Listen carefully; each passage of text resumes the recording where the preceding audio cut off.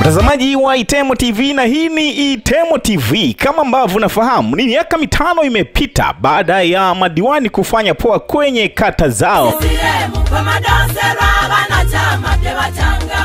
Sisi tumelazimika kumtafuta aliyekuwa diwani wa kata ya Nyakafuru, Mheshimiwa Paulo Ngusa, ili tukafanye naye mazungumzo. Lengo ni tujue kitu gani kimefanyika kwenye kata ya Nyakafuru kwenye kipindi chake cha miaka 5, na je, anarudi tena au amekomea miaka 5?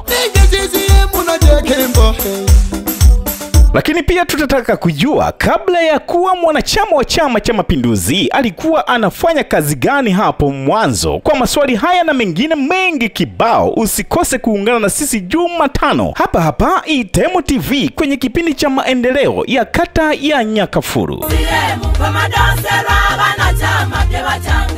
Itemo TV, sisi ndiyo huwa tunazifuata habari na kuzisogeza mpaka nyumbani kwako. Usikose kutufuatilia.